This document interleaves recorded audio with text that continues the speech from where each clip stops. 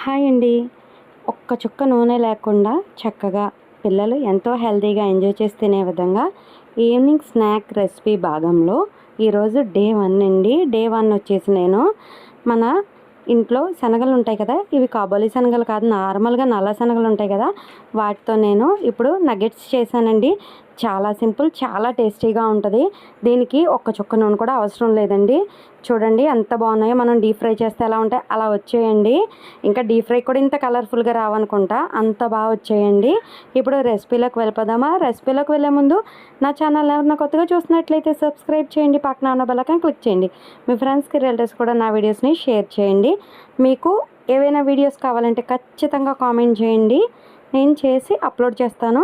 ఇందులో ఇంకొకటి ఏంటంటే, మనం ఈ నగెట్స్ అన్నది ఒక 1 వీక్ వరకు నిల్వ కూడా ఉంచుకోవచ్చు. ఆ టిప్స్ కూడా ఈ వీడియోలో చెప్తానండి. ముందుగా మనం రాత్రంతా నానబెట్టిన శనగల్ని ఒక 5 విజిల్స్ మనం కుక్కర్లో పెట్టి 5 విజిల్స్ వచ్చిన తర్వాత ఇదిగోండి ఈ విధంగా మెత్తగా ఉడకాలండి. అలా ఉడికిన వాటిని ఒక కప్పుడు శనగలు తీసుకొని వాటిని మనం ఫైన్గా పేస్ట్లా చేసుకోవాలండి. ఇందులో వాటర్ ఏం వేయనవసరం లేదు, ఇలానే ఉండాలి. ఒక్క చుక్క వాటర్ కూడా వేయనవసరం లేదు. మనకి ఇలా చక్కగా పిండిలా అయిపోతుందండి. మీకు కనుక అసలు నలగలేదు అంటే ఒక్క చుక్క తడపండి, అంతేగాని మీరు వాటర్ వేసారంటే ఇదంతా ముద్దలా అయిపోతుందండి. ఎందుకంటే మనం ఇది బేక్ చేసినా సరే, ఫ్రై చేసినా సరే, లేదంటే మనం పెనం పైన మామూలుగా కాల్చుకున్న మధ్యలో పేస్ట్లా అయిపోతుంది. అందుకోసం అని చెప్పి ఒక చుక్క వాటర్ అయిన అవసరం లేదు. ఇందులోనే నేను స్వీట్ పొటాటో వేసానండి. నా దగ్గర ఒక 2 చిన్నవి ఉన్నాయి. ఈ 2 స్వీట్ పొటాటోల్ని చిన్నగా, ఇదిగోండి ఇలా చిన్నగా ఉన్న స్వీట్ పొటాటోలను కూడా ఆ కుక్కర్లో పెట్టి బాగా ఉడికించేసుకొని ఇలా చేత్తో నొక్కితేనే మొత్తం అంతా కూడా పిండిలో అయిపోయే విధంగా ఉన్నాయండి. వీటిని వేసేసుకుంటే దీనికి మనకి స్వీట్కి రీప్లేస్మెంట్గా ఇది ఉంటుంది. కొంచెం స్వీట్నెస్ కూడా ఉంటుంది, హెల్తీగా కూడా ఉంటుంది కదండి. తర్వాత మనం చాపర్ తీసుకుని మీడియం సైజు ఉన్న ఉల్లిపాయలు ఉంటాయి కదా, అవి 2, ఒక మీడియం సైజు క్యాప్సికమ్, ఇంకా ఒక గుప్పెడు కొత్తిమీర. ఇందులోనే మనం వెల్లుల్లి, అల్లం కూడా వేసేసుకోవచ్చు. నేను వీడికి అల్లం వెల్లుల్లి పేస్ట్ వేస్తున్నాను, అందుకోసమని ఇవి మాత్రమే చాప్ చేసుకున్నాను. మీ దగ్గర స్వీట్ కార్న్ ఉన్నా లేదంటే పన్నీర్ ఉన్నా కూడా వేసుకొని ఈ కట్లెట్లో కానీ ఈ నగెట్స్లో మిక్స్ చేసుకోవచ్చు. చాలా హెల్దీ కదండి. అందుకోసం అని చెప్పి ఇదిగోండి ఇలాగా బరకగా అయిన తర్వాత వీటిని కూడా మనం చక్కగా ఈ శనగపిండి మిశ్రమం ఉంది కదా అందులో ఇదంతా వేసేసుకొని ఇప్పుడు ఇందులో మనం స్పైసెస్ యాడ్ చేసుకుంటామండి.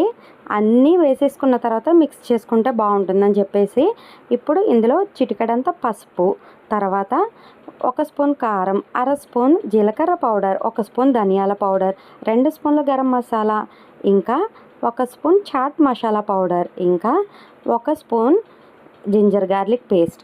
వీటన్నిటిని కూడా వేసుకొని తర్వాత దీన్ని బాగా ఒక్క చుక్క నీరు లేకుండా బాగా మనం కలుపుకోవాలండి. ఇది చపాతీ ముద్దలా అవుతుందండి. ఇలా ఉన్నప్పుడే చక్కగా మనకు నచ్చిన షేప్లో చేసుకోవచ్చు. నేనైతే క్యూబ్స్గా చేసుకున్నానండి.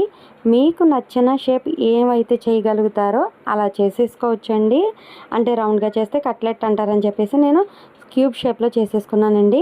వీటన్నిటిని క్యూబ్ షేప్లో చేసేసుకొని చక్కగా వీటిని మనం స్టోర్ చేసుకోవచ్చు.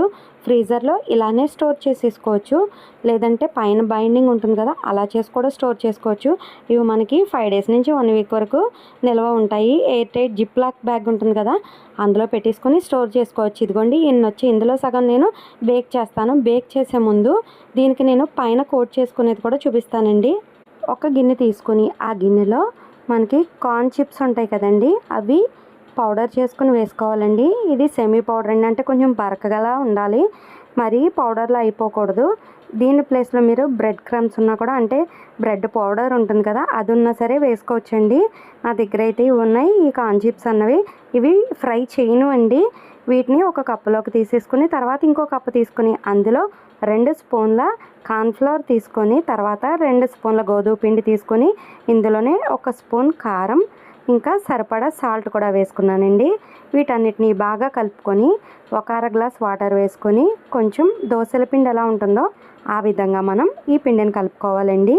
కలుపుకున్న పిండిని పక్కన పెట్టి ఇప్పుడు ఇందాక మనం నగ్గెట్స్ చేసుకొని రెడీగా ఉంచుకున్నాం కదా, వాటిని ఇప్పుడు మనం ఇందులో డిప్ చేసి పైన ఆ చిప్స్తో కోట్ చేస్తామండి. ఇలా కోట్ చేసిన వాటిని మనం చక్కగా జిప్ లాక్ బ్యాగ్ ఉంటుంది కదా, ప్లాస్టిక్ బ్యాగ్, అందులోనే మనం స్టోర్ చేసుకోవాలండి. బాక్సులో అది స్టోర్ చేసుకోవడం వల్ల వాటర్ అనేది వెళ్ళిపోయి త్వరగా పాడైపోతాయండి. అంటే త్వరగా బూజు పట్టేసినట్టు అయిపోతాయి. మనకి కవర్లు అన్నది ఫ్రీజర్లో పెట్టుకునే కవర్స్, జిప్ లాక్ కవర్స్ అన్నవి విడిగా మనకి స్టోర్లో దొరుకుతాయి. డీమార్ట్లో కావచ్చు, రిలయన్స్ మార్ట్లో కావచ్చు, మన దగ్గరగా ఉన్న మూర్లో కావచ్చు, ఎక్కడన్నా మనం చక్కగా వెతుక్కొని తీసుకోవచ్చండి. దీనివల్ల యూజ్ ఏంటంటే మనం కూరగాయలు కూడా కట్ చేసుకుని అందులో పెట్టుకోవచ్చు. ఫ్రెష్గా ఉంటాయండి. ఆ జిప్ లాక్ బ్యాగ్లో పెట్టేసుకొని చక్కగా 1 వీక్ వరకు నిల్వ ఉంచుకోవచ్చు. ఫ్రెండ్స్ ఎవరన్నా వచ్చినా, చుట్టాలు వచ్చినా కూడా అప్పటికప్పుడు మనం డీప్ ఫ్రై చేసి పెట్టచ్చు, బేక్ చేసి పెట్టచ్చు. మనకి ఇప్పుడు గ్యాస్ అనేది బాగా షార్టేజ్గా ఉంది కదండి. ఈ టైంలో నేనైతే ఓటీజీ వాడానండి. అంటే గ్యాస్ పైన డీప్ ఫ్రై చేయడం ఆయిల్ కూడా అయిపోతుందని చెప్పేసి. ఇదైతే ఆయిల్ లేకుండా హెల్దీ వెర్షన్లో ఉంటుంది. మనకి గ్యాస్ కూడా కొంచెం మనకి ఆదా అవుతుందని చెప్పేసి. మీ దగ్గర గ్యాస్ లేకపోతే నార్మల్గా నాన్ స్టిక్ ప్యాన్ కానీ, లేదంటే ఇనుప అట్ల పెనం కానీ ఉంటుంది కదా, ఆ ఇనుప ప్యాన్ పైన కానీ చక్కగా మనం ఆయిల్ అప్లై చేసేసి దానిపైన ఇవి పెట్టేసి మూత పెట్టి అటు ఇటు ఫ్లిప్ చేసుకుంటూ చక్కగా చేసుకోవచ్చు. డీప్ ఫ్రై అన్నది అవసరం లేదు. ఇదిగోండి,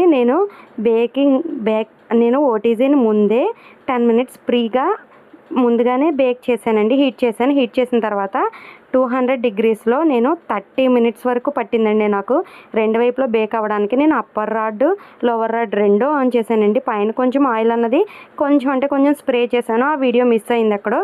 ఇదిగోండి, ఇలా జిప్ లాక్ బ్యాగ్లో మనం ఇలా మిగిలినవి స్టోర్ చేసేసుకోవచ్చండి. చక్కగా 1 వీక్ వరకు స్టోర్ అయ్యి ఉంటాయి. మనకి కావాల్సినప్పుడు అప్పటికప్పుడు బేక్ చేసుకోవచ్చు. మీకు నచ్చిందా? మీరు ట్రై చేయండి, కామెంట్ చేయండి.